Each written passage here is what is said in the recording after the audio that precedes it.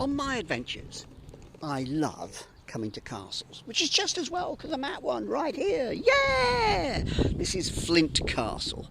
It's one of the great bastions of defence built by King Edward I. Put it up in 7 years. Whoa, bosh, there it is. This would have been a moat around here. Would have been a fabulous fortress. And coming through this gate, you've got lovely views out across the River Dee to the Wirral. And great events in history have happened here. One in particular I want to bring your attention to, and that is August 1399. There's a meeting here between a king and a would-be rival.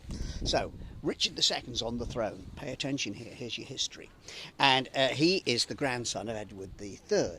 He's also the son of the Black Prince, who died of dysentery, so Richard got the gig as a teenager.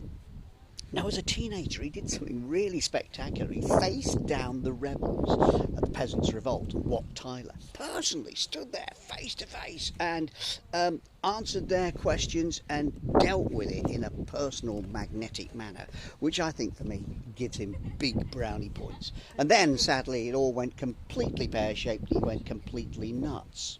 And started ruling like a dictator and deciding that he wouldn't trust anybody at all. Not a good thing to do, you know. If you're going to be king, take advice from other people, because there are always going to be others with a good idea. So by the time 1399 rolls around and he's been on the throne for a few years, nobody really likes him. And then he did something completely bonkers. He seized the lands of his cousin, Henry Bolingbroke, who was also in line to the throne. They'd been playmates together, you know, as kids. And so Henry says, "Oi, hang on, I'm not having that, thank you very much." Raises an army, and they meet here at Flint Castle in August 1399. Right, one is king, age 32, the other is his cousin, age 31, and it would have been a little bit awkward. Okay, so I've got no support and you've got all the army. In that case, here you go. Here's the throne, here's my crown.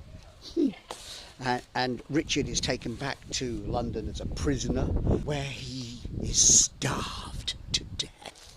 Oh, gruesome. Yuck. And Henry goes on to become Henry IV Part 1 and Part 2 in Shakespeare, and becomes a big hero. There you go.